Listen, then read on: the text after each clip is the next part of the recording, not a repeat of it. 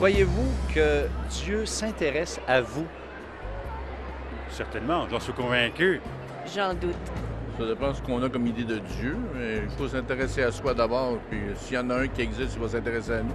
Non. Plus maintenant. Spécifiquement, non. Je suis croyante, fait que je crois que Dieu s'intéresse à chaque personne, c'est bien évident.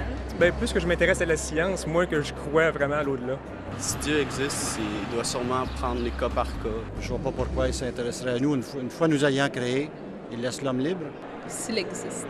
Dieu s'intéresse à tout le monde quand on le laisse entrer.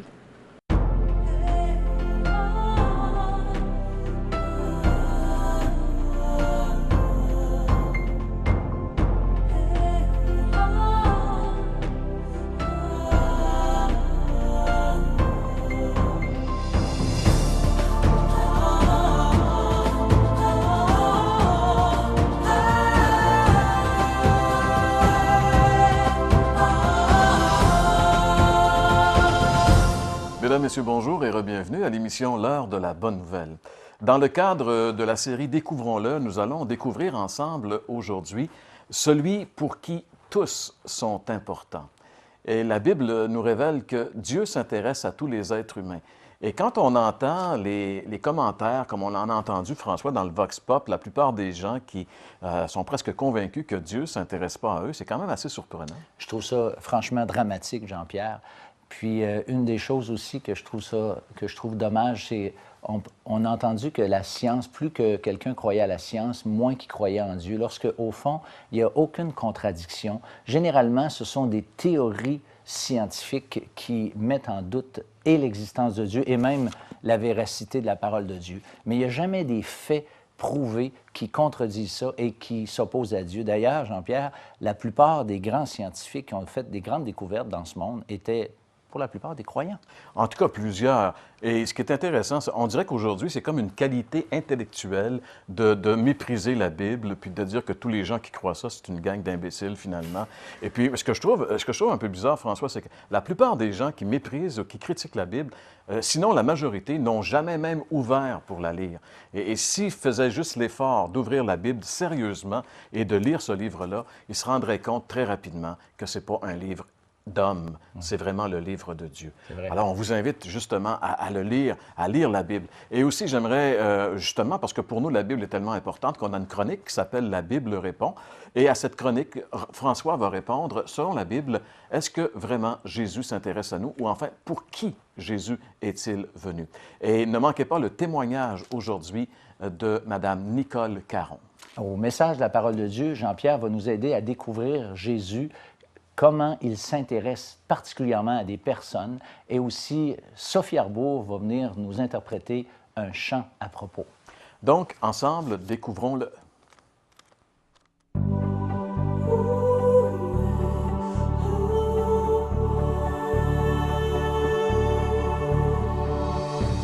Selon la Bible, pour qui Jésus est-il venu?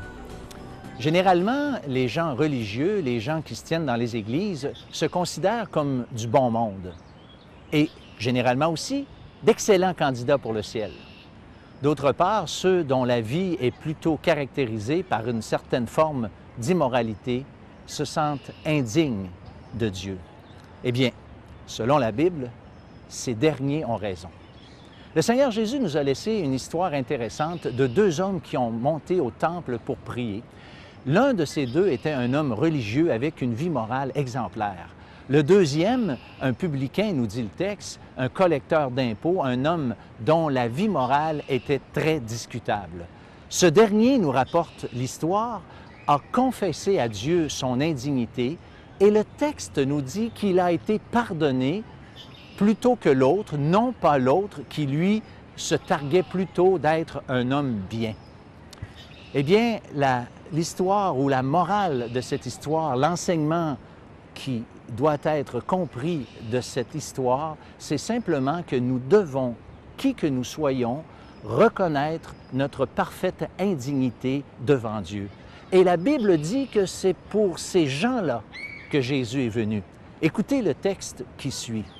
« Car le Fils de l'homme est venu chercher et sauver ce qui était perdu. » Le Seigneur Jésus, un jour, était confronté à des personnes qui l'accusaient d'aller vers ces gens avec des vies morales doutables. Voici ce qu'il leur avait répondu. « Ce ne sont pas ceux qui se portent bien qui ont besoin de médecins, mais les malades. Je ne suis pas venu appeler à la repentance des justes, mais des pécheurs. » La Bible nous montre clairement que nous devons reconnaître que nous sommes pécheurs. Mais en fait, on doit aller au-delà de ça et reconnaître que je suis pécheur. Pire encore, on doit reconnaître que nous sommes pécheurs, mais qu'à cause de cela, nous sommes aussi perdus et condamnés devant la sainte loi de Dieu. Voyez-vous, Jésus est venu pour sauver les pécheurs, et si nous reconnaissons que nous sommes pécheurs et perdus, c'est pour nous que Jésus est venu. Mais par contre, je suis désolé, ceux qui refusent de reconnaître leur état de péché devant Dieu, ceux qui refusent de reconnaître qu'ils sont perdus, ce n'est pas pour vous que Jésus est venu.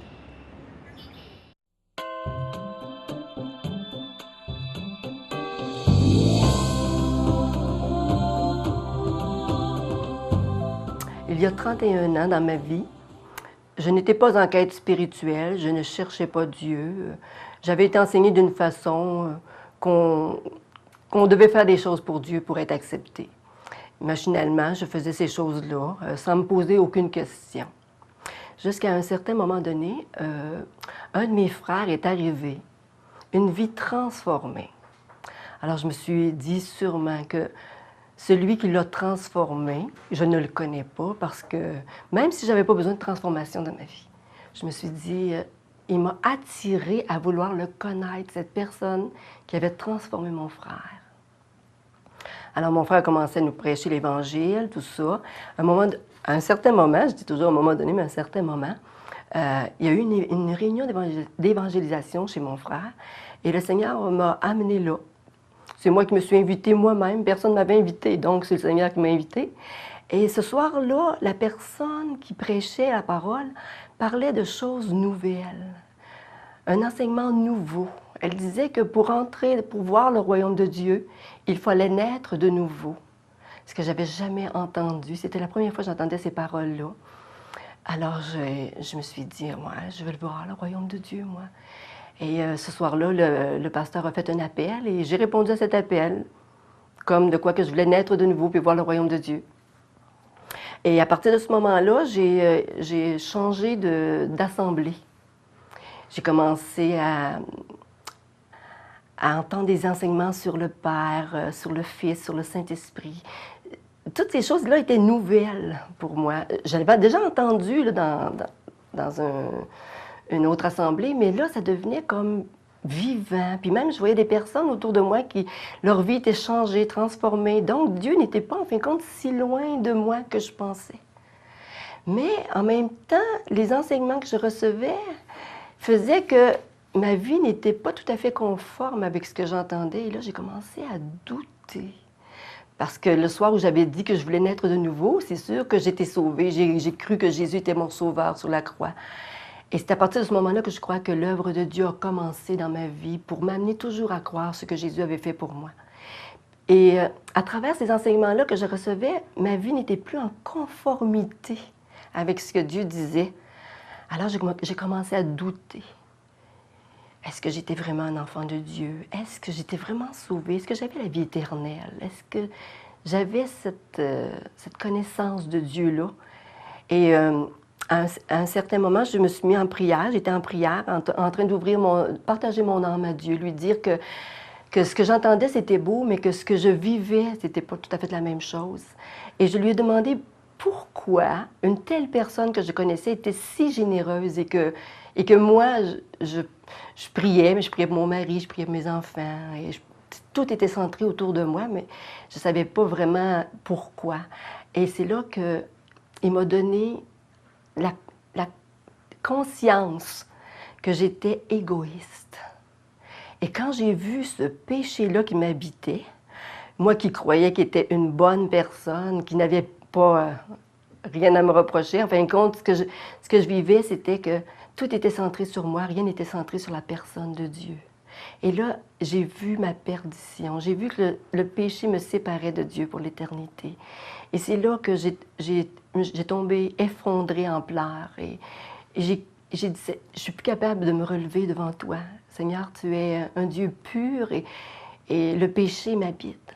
Et à partir de ce moment-là, il m'a donné la conviction profonde dans mon cœur que ce que Jésus-Christ avait fait à la croix, que son sang qui avait été versé, c'était pour cela, pour me purifier de tout péché, et y compris le péché d'égoïsme, parce qu'il y en avait bien d'autres, mais que je ne voyais pas.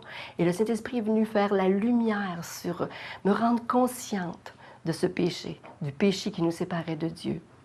À partir de ce moment-là, je me suis relevée avec une conviction profonde dans mon cœur que plus jamais personne ne pourrait ni me faire douter de quoi que j'étais en communion avec Dieu, ce que je n'étais pas avant, parce que le péché m'en séparait. Alors depuis ce jour, je n'ai plus jamais douté que j'étais en communion avec Dieu. Et en même temps, j'ai réalisé que si le sang de Jésus-Christ était pour moi le moyen d'avoir une communion avec Dieu, donc tous ceux et celles qui n'y croyaient pas n'étaient pas en communion avec Dieu. Et cela est venu m'attrister. Et c'est pourquoi j'ai commencé à parler de Jésus aux gens qui m'entouraient, à leur dire l'amour que Jésus avait pour eux. Et parce que j'ai réalisé la perdition de l'être humain. Alors depuis ce jour, ma communion avec le Seigneur, ça fait 31 ans qu'elle dure. Ça fait 31 ans que j'ai de l'intimité, une relation avec lui. Et ce que je désire ardemment pour tous ceux que j'aime, mes proches, ceux qui m'entourent, mes frères, mes sœurs, et la province de Québec, en fait, c'est que vous ayez, vous aussi, cette rencontre avec le Dieu personnel qui vous connaît personnellement et qui vous amène à croire à ce que son Fils Jésus-Christ a fait à la croix pour vous, comme il a fait pour moi. Et depuis 31 ans, je peux vous dire qu'il restaure mon âme et que si aujourd'hui je vis, c'est parce qu'il vit en moi.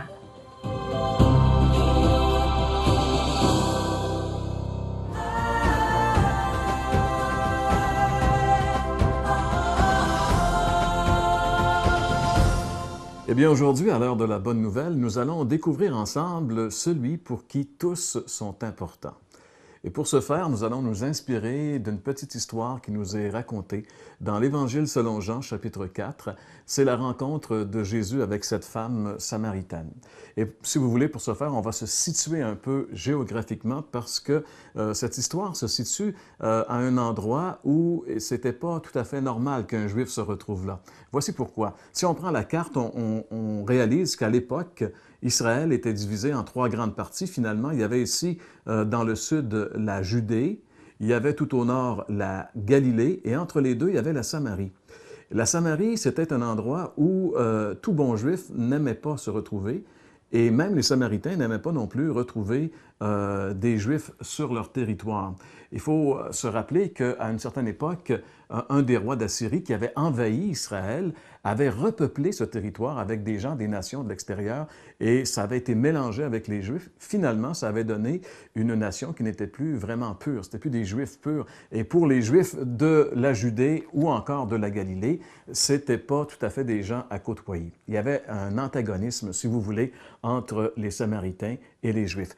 Et ça peut, si on revient sur notre carte, on peut voir que c'est la raison pour laquelle, par exemple, quand les Juifs devaient circuler entre le sud, ici, la Judée, pour aller en Galilée, ils traversaient ici, dans le territoire de la Pérée et de la Décapole, ce qui serait aujourd'hui la Cisjordanie, par exemple, pour revenir ici en Galilée. Mais Jésus, qui souvent a passé par-dessus bien des tabous, soit des tabous religieux, sociaux, raciaux, ben lui est passé directement de la Judée à travers la Samarie. Et l'histoire dont on parle se situe ici autour de Sichem, la ville de Sichar. C'est là que Jésus est arrivé. Il est arrivé là vers midi, la Bible nous dit, aux alentours de midi. Et proche de la ville, il devait y avoir un puits. Et les disciples sont allés à la ville chercher de quoi manger. Jésus est resté là, seul au bord de ce puits. Et pendant qu'il était là, une femme est arrivée pour puiser de l'eau. Elle est arrivée avec sa cruche.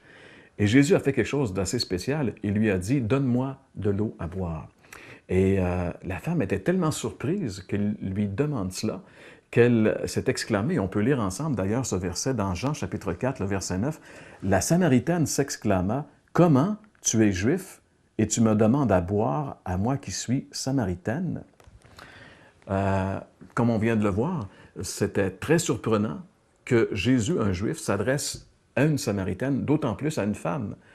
Et Jésus lui répond simplement en lui disant, « Si tu connaissais le don de Dieu et celui qui te parle, tu lui aurais toi-même demandé à boire. » Alors la femme est très surprise, elle lui dit, « Comment est-ce que tu peux me donner à boire? Le puits est très profond et tu n'as rien pour puiser. » Et Jésus lui dit, « Celui qui boira de cette eau aura encore soif.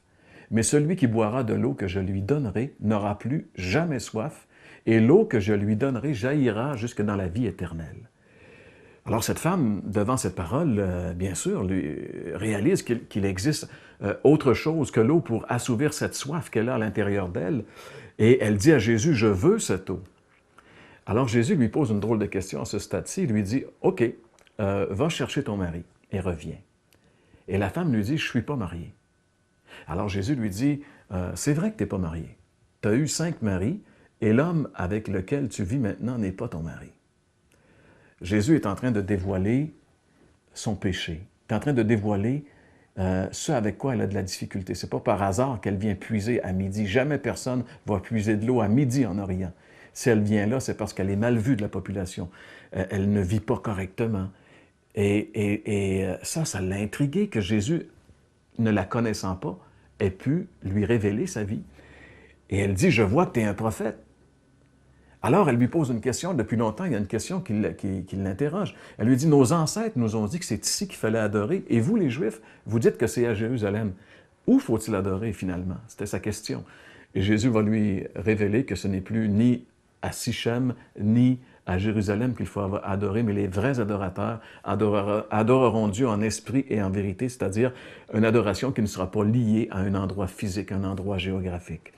Alors cette femme lui dit, « Ouais, je sais que quand le Messie va venir, il va nous révéler tout cela. » Et à ce moment-là, Jésus la regarde droit dans les yeux et lui dit, « Je suis le Messie, moi qui te parle. » Quelle révélation pour cette femme!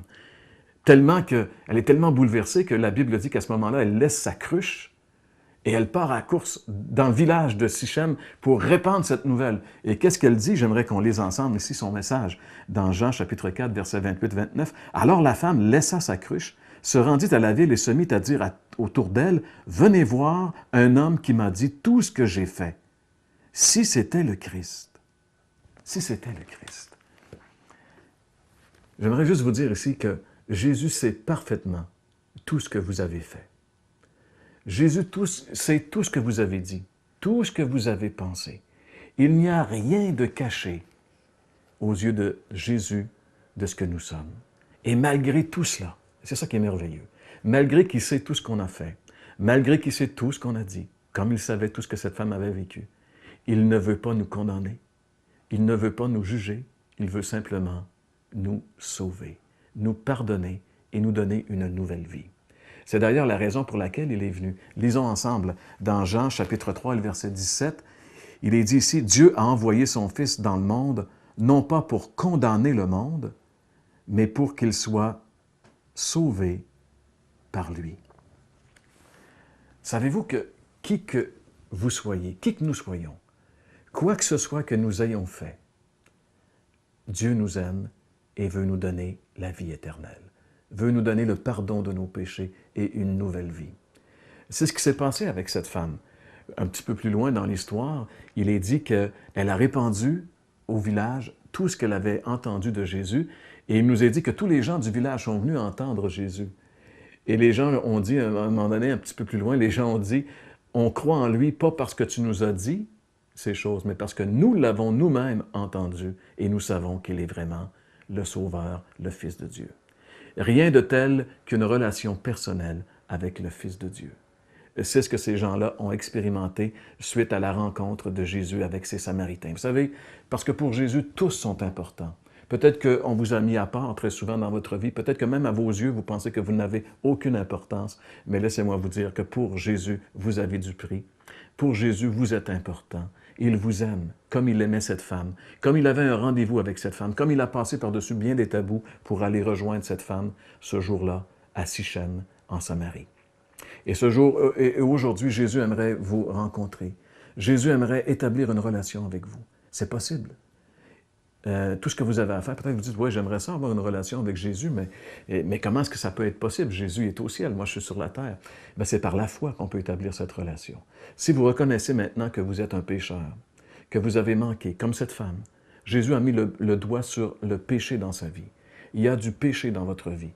Peut-être un péché semblable à celui de cette femme, peut-être un péché très différent, mais qui que nous soyons, nous sommes des pécheurs. La Bible dit tous ont péché et sont privés de la gloire de Dieu. Il faut d'abord reconnaître que nous sommes un pécheur et que nous avons désespérément besoin de Jésus pour assouvir cette soif. Nous avons besoin de cette eau surnaturelle dont Jésus a dit « Celui qui boira de cette eau n'aura plus jamais soif ». On a besoin de quelque chose qui vient assouvir notre âme, qui vient nous donner la satisfaction. On a besoin de quelque chose qui va faire en sorte qu'enfin nous allons être satisfaits, qu'enfin nous allons être bien, qu'enfin nous allons avoir des certitudes. Eh bien, seul Jésus peut nous donner ça en nous pardonnant nos péchés et en nous donnant la vie éternelle. Et il peut le faire si vous l'invitez dans une simple prière. Ce n'est pas besoin d'être compliqué. Vous avez juste besoin de dire à Jésus, « Seigneur, je reconnais que je suis pécheur. Je reconnais, Seigneur, que ma vie n'est pas ce qu'elle devrait être. Je te demande pardon et je te demande de venir me pardonner et me donner la possibilité de vivre une nouvelle vie. » Et si vous le faites, encore une fois, je vous le rappelle, peu importe ce que vous ayez fait, peu importe qui vous êtes, si sincèrement vous venez à Jésus et que vous lui confessez votre état et que vous lui demandez de venir changer les choses, il va le faire. Et vous allez voir que Jésus est vraiment celui pour qui vous êtes important.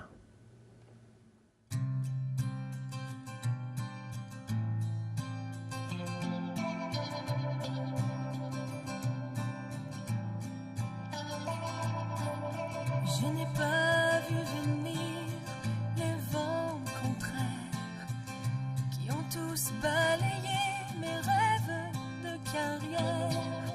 J'ai follement travaillé des années dans l'excès pour connaître le succès, mais au prix de ma santé.